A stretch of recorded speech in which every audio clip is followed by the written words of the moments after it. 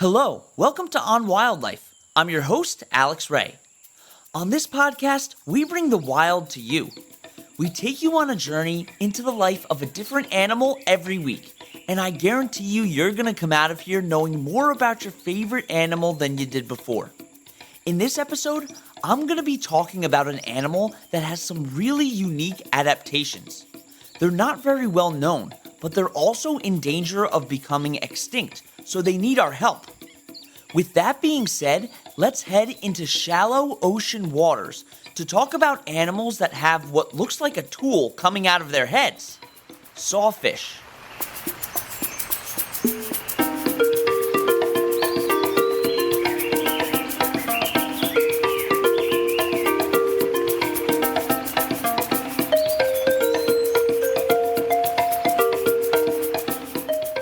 There are two species of sawfish that are found in the oceans around North America, the small-toothed sawfish and the large-toothed sawfish.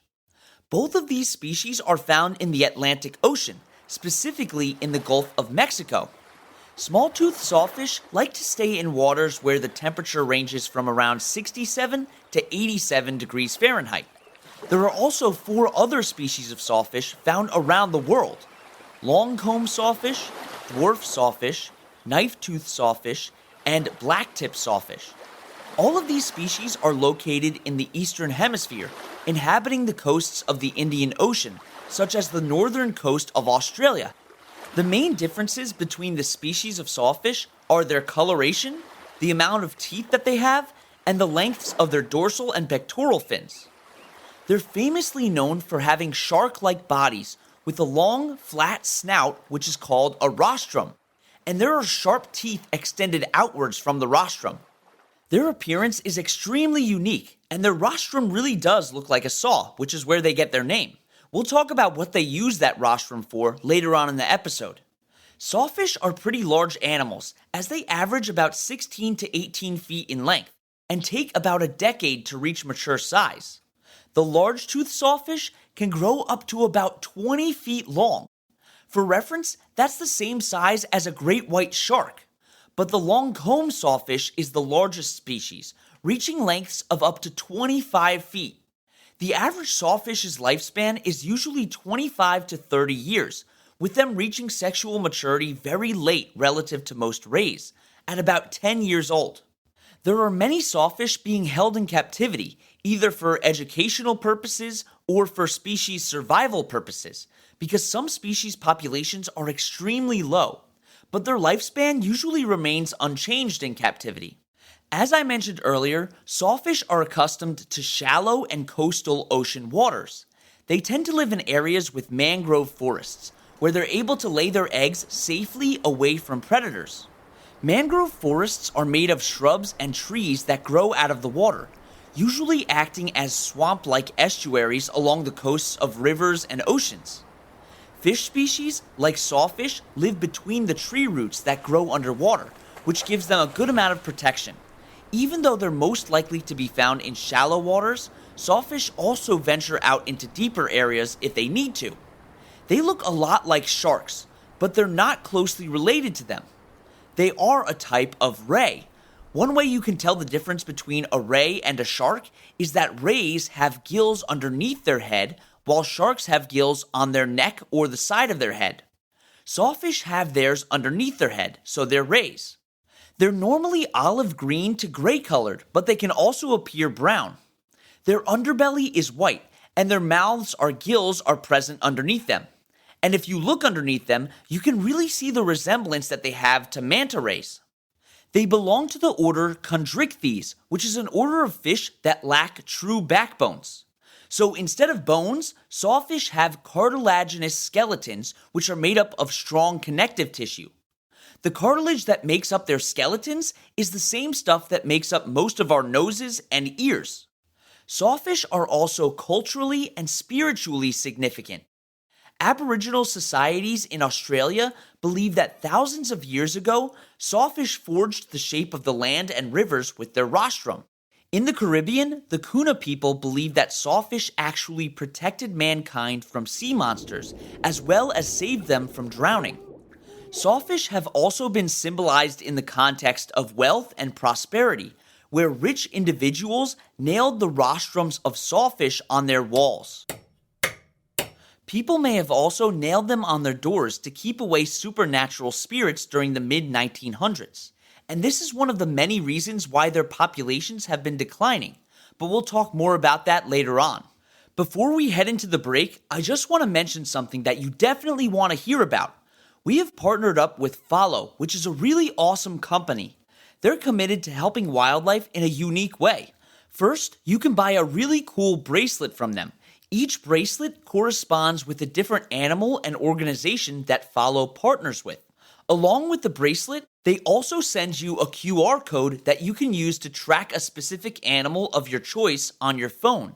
And it even gives you a little information about the animal that you track. And the best part about it is that when you buy a bracelet, 10% of the proceeds from that sale go to the organization correlated with that bracelet. Some of the organizations that they partner with are Save the Elephants, Polar Bears International, the Sea Turtle Conservancy, and Saving the Blue, which just so happens to focus on helping sawfish as well as sharks. If you want to buy one of these awesome bracelets, go to myfollow.com. That's spelled myfahlo.com. And don't forget to enter our code, which is OnWildlife20 in all caps. And this gives you 20% off your order. So that's myfollow.com and OnWildlife20. Okay, let's take our first break. And when we get back, we'll talk about what's up with those weird rostrums.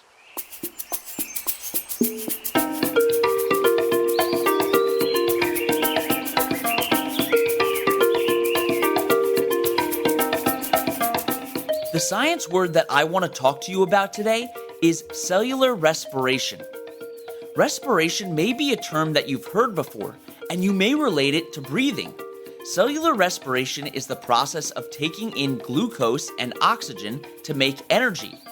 The stuff that we give out during cellular respiration is carbon dioxide and water, and we wouldn't be able to live without this process.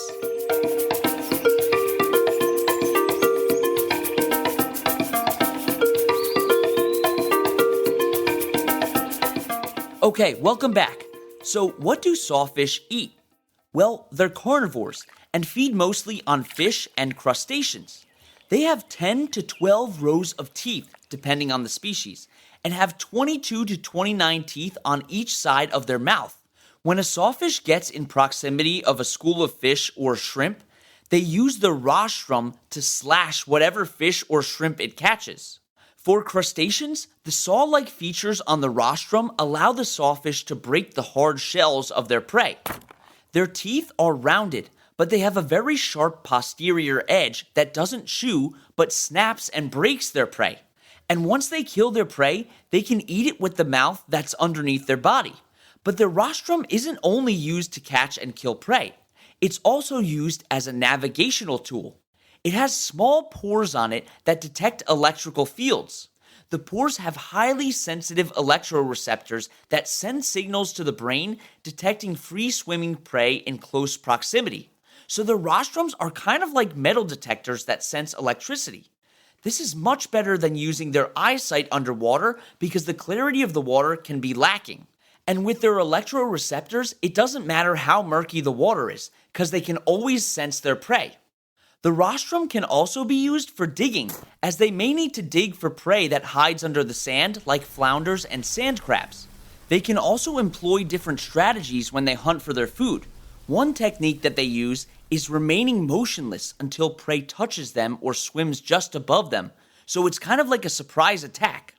This technique uses much less energy and allows them to rest while still looking for a meal.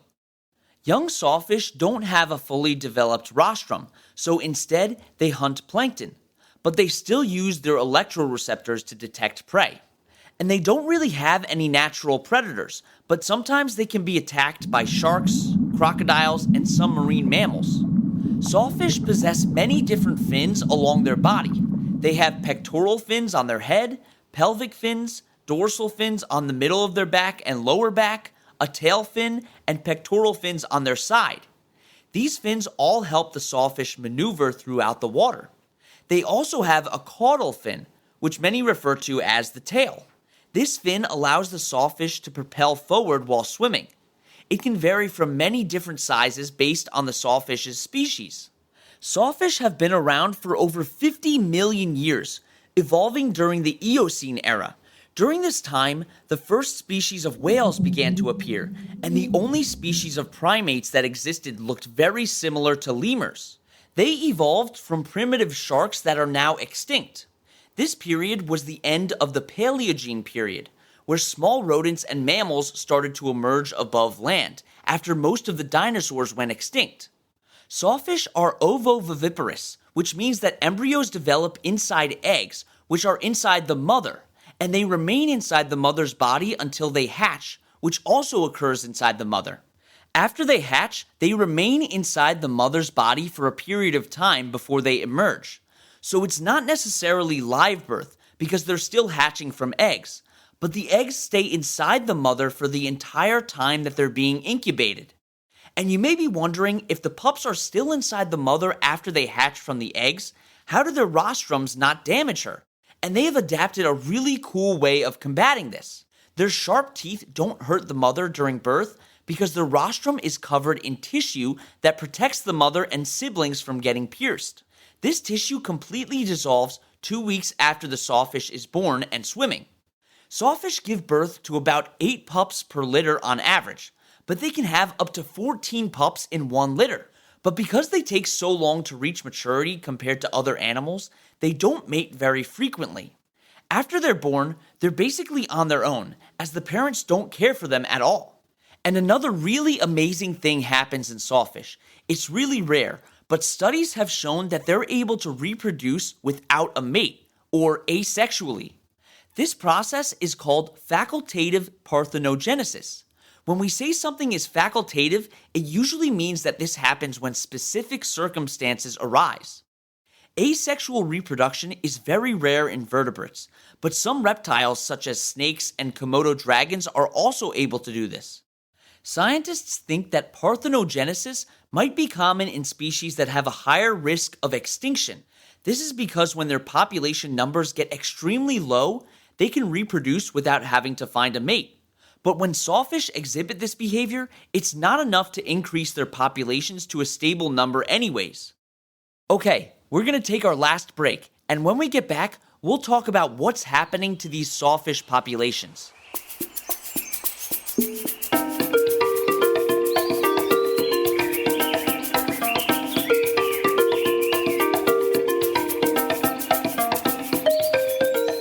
Time for our trivia question. Which of these animals was the first non-primate mammal recorded to dance to the rhythm of a song? A dog, B, a sea lion, C, a kangaroo, or D, an elephant?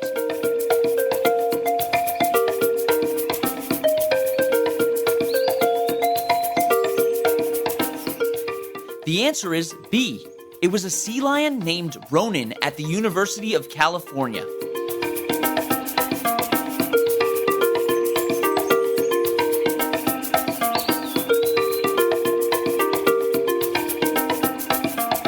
Okay, we're back.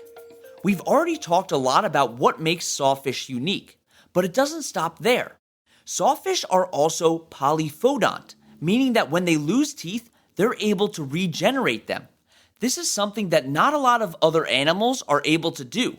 We have baby teeth that fall out and are replaced with adult teeth, but once you lose those adult teeth, you don't get any more. This is extremely important for sawfish because their teeth are being used to attack prey each time they forage, so it's common for them to lose teeth after striking rocks or hard shells. And behind their eyes, sawfish have holes on their head called spiracles. These spiracles circulate water through their gills while they're inactive so that they can breathe. This is an amazing adaptation because other aquatic animals like sharks need to constantly be moving in order to make sure that water is moving through their gills. Besides being a predator and keeping animal populations in check, sawfish are very important to the ecosystems that they live in for another reason. Because they hover over the ocean floor in search for food, they're actually helping to move sediment and inorganic material around. This is very important for seed dispersal of aquatic plants, as well as exposing animals hiding on the ocean floor who may be preyed upon by sawfish or other predators. Although they've thrived here for such a long time, sawfish are critically endangered. There are only about 5,000 adults left in the wild. According to the IUCN, sawfish are one of the most critically threatened groups of marine fish.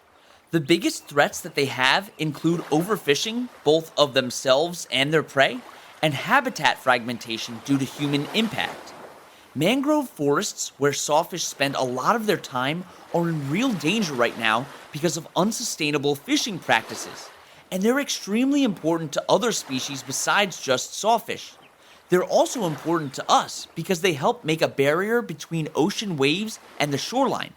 This helps to reduce the impact of flooding, which saves millions of people living along the coasts. If you want to help sawfish or their habitats, you should check out the Sawfish Conservation Society, the Species Survival Commission, and the Global Mangrove Alliance. Thank you so much for coming on this adventure with me as we explored the world of sawfish. You can find the sources that we used for this podcast and links to organizations that we reference at onwildlife.org. You can also email us with any questions at onwildlife.podcast@gmail.com. And you can follow us on Instagram at @on_wildlife or on TikTok at @onwildlife. Don't forget to tune in next Wednesday for another awesome episode. And that's On Wildlife.